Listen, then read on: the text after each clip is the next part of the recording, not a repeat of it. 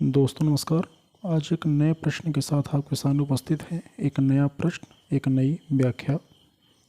ये previous year का प्रश्न है। प्रश्न ये है कि भारतीय संविधान का ढांचा संघात्मक है परंतु आत्मा एकात्मक है। स्पष्ट कीजिए। ध्यान से सुनिएगा प्रश्न को। प्रश्न कह रहा है कि भारतीय संविधान की जो ढांचा है वो संघात्मक है परंतु उसकी आत्मा एकात्मक है। मतलब ऐसा प्रतीत तो होता है कि ढांचा संघात्मक है, लेकिन उसका जो मूल है, उसकी जो आत्मा है वह एकात्मक नेचर का है, एकात्मक स्वरूप लिए हुए है। तो हम सबसे पहले यह बताएंगे कि वे कौन कौन से प्रावधान हैं जिनसे हमें लगता है कि भारत का ढांचा संघात्मक है। तो जैसा कि हम जानते हैं, हमारा संविधान का भाग 1 अनुच्छेद 1 से 4 तक, और अनुच्छेद 1 ये कहता है भारत राज्यों का एक संघ होगा। इंग्लिश स्टेटमेंट है India that is Bharat shall be union of states. अब यहाँ पे ये है कि भारत राज्यों का संघ है। इसमें दो बातें अंतर्निहित हैं, दो बातें स्पष्ट होती हैं यहाँ से, जो इसमें हिडन है, जो इसमें छिपा हुआ है। पहला ये कि जो संघ है, जो केंद्र है, वह राज्यों के समझौते का परिणाम नहीं है। और दूसरी बात यह है कि राज्यों को संघ से अलग होने का अधिकार नहीं है। इसका मतलब क्या है? समझौते का परिणाम नहीं है। अमेरिका में हमने देखा कि अमेरिका में 13 राज्यों ने मिलकर अपने स्वतंत्रता की घोषणा की और उन्होंने एक समझौते के तहत एक संघ बनाया, एक यूनियन बनाया, एक केंद्र बनाया, और उसका नाम उन्होंने यूनाइटेड स्टेट ऑफ अमेरिका रखा। तो वहाँ राज्यों ने मिल के देश का निर्माण किया है। राज्यों के समझौते के परिणाम स्वरूप संयुक्त राज्य अमेरिका का निर्माण हुआ, जन्म हुआ। लेकिन भारत में ऐसा नहीं था। भारत में राज्यों ने मिल केंद्र नहीं बनाया है, संघ नहीं बनाया है। तो भारत में केंद्र जो है, संघ जो है, वह राज्यों के समझौते का परिणाम नहीं है। जब राज्यों के समझौते का परिणाम नहीं है तो राज्यों को संघ से अलग होने का अधिकार भी नहीं है। ये बात उम्मीद है कि आप लोगों को समझ में आ गई होगी। दूसरा ये कि संविधान के वे प्रावधान जो हमें ये बताते हैं कि संविधान का जो ढांचा है वो संघात्मक है। तो पहला, द्वैत शासन। द्वैत शासन हमें कहाँ देखने को मिलता है? तो हम जानते हैं कि भारत में शासन 2 स्तरों पर बटी हुई है। 73वें और 74वें संविधान संशोधन के बाद शासन 3 स्तर पर बटी हुई है।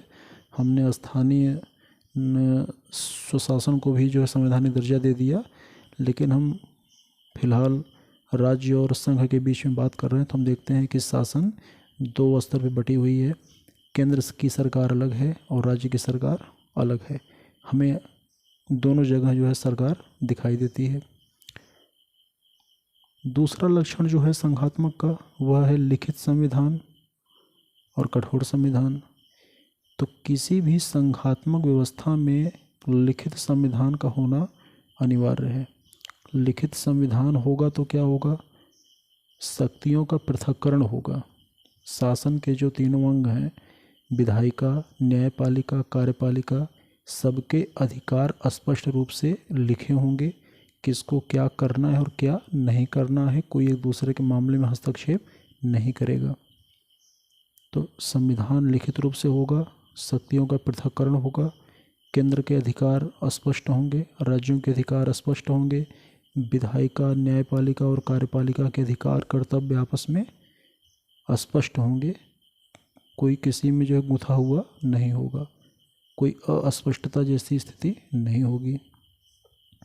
अगला जो पॉइंट है वो ये है कि संविधान की सर्वोच्चता। तो संविधान सर्वोच्च होगा। संघीय व्यवस्था में संविधान सर्वोच्च होगा। संविधान की सर्वोच्चता का मतलब है कि शासन संविधान के अनुरूप होगा, विधि का शासन होगा। और अंतिम क्या, अगला जो पॉइंट है संघीय व्यवस्था की, वह है राज्यों का अस्तित्व।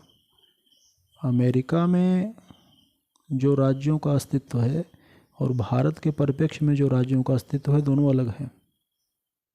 यद्यपि भारत में राज्यों की सीमा में परिवर्तन कर सकते हैं, नाम में परिवर्तन कर सकते हैं, दो राज्यों को मिला के एक राज्य बना सकते हैं, एक राज्य को दो भागों या दो से अधिक भागों में विभाजित कर सकते हैं, सब कुछ कर सकते हैं, लेकिन फिर भी हम राज्यों के अस्तित्व को स्वीकार करते हैं, क्योंकि हर राज्य की अपनी एक विशिष्ट संस्कृति है, एक विशिष्ट कल्चर है, भाषा है, सबके अपनी आवश्यकताएं हैं, सबके अपने मुद्दे हैं।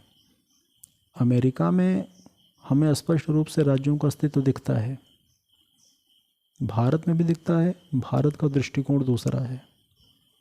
हमारे यहाँ पश्चिम बंगाल है तो हमारे यहाँ पश्चिम बंगाल की आवश्यकताएं अलग हैं, वहाँ की संस्कृति अलग है, वहाँ की भाषा अलग है। हम पश्चिम बंगाल और केरला को एक ही संस्कृति, एक ही भाषा, एक ही बोली, एक ही परिधान, खान पान में तुलना नहीं कर सकते।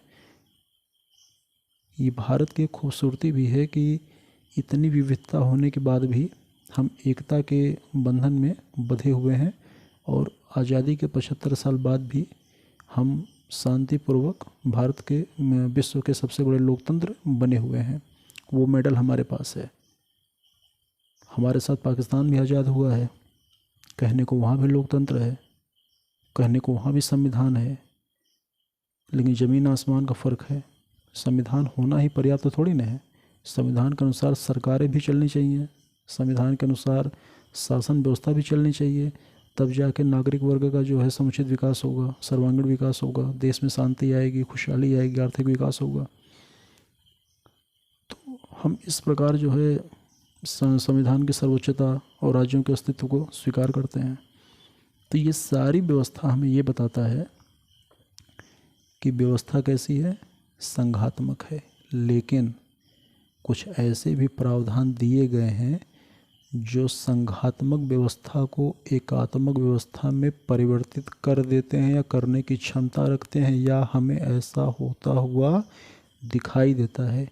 जैसे राज्यपाल की नियुक्ति, संघ के स्तर पे राष्ट्र का प्रमुख राष्ट्रपति है, सरकार का जो नाम मात्र का प्रमुख है वो राष्ट्रपति है। राज्यों के स्तर पे जो सरकार का प्रमुख है, नाम मात्र का जो प्रमुख है वो राज्यपाल है, और राज्यपाल प्रत्यक्ष या अप्रत्यक्ष रूप से निर्वाचित नहीं होता है, उसे केंद्र की सरकार द्वारा नियुक्त किया जाता है।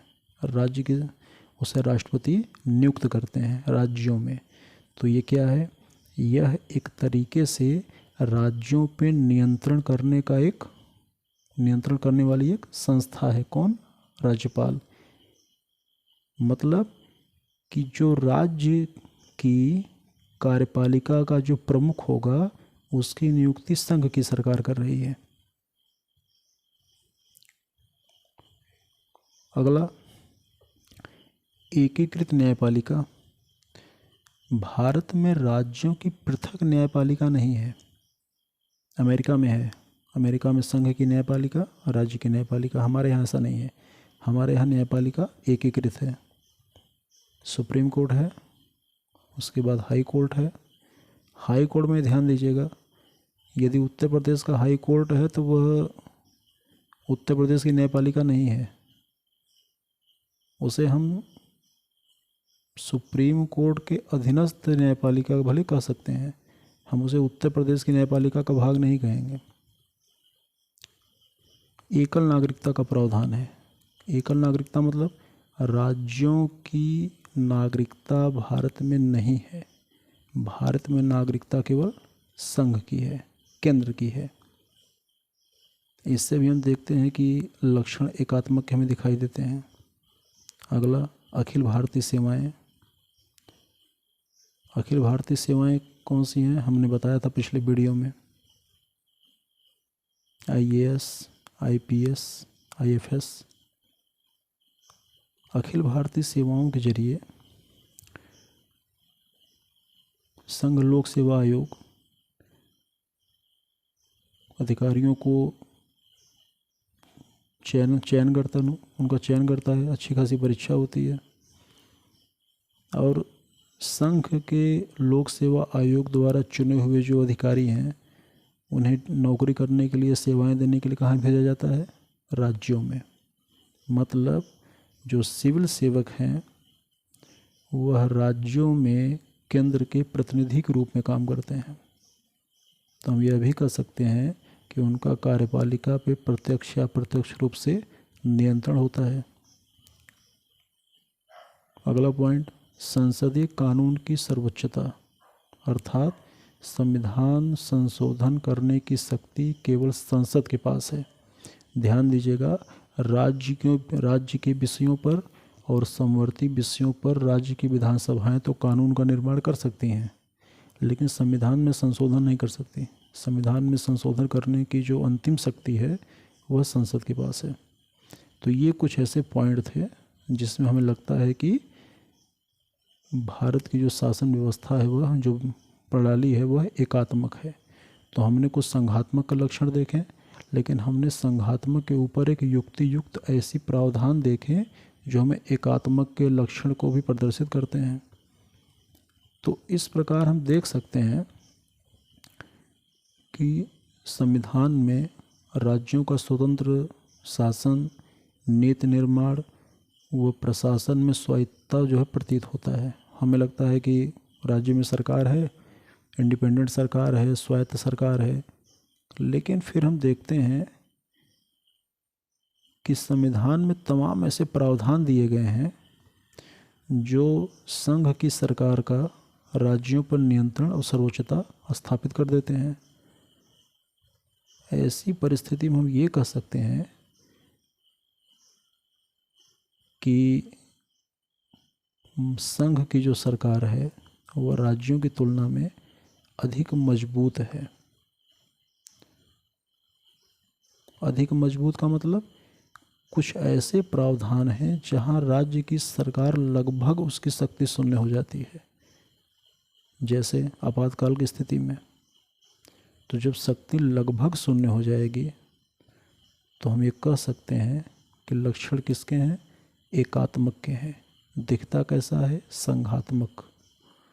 उम्मीद है कि आपको बात समझ में आई होगी। इसके संदर्भ में अगर कोई और सुझाव हो तो कमेंट बॉक्स में हम डाल सकते हैं। तब तक वीडियो को देखते रहिए, चैनल को लाइक करिए, शेयर करिए, सब्सक्राइब करिए। नमस्कार।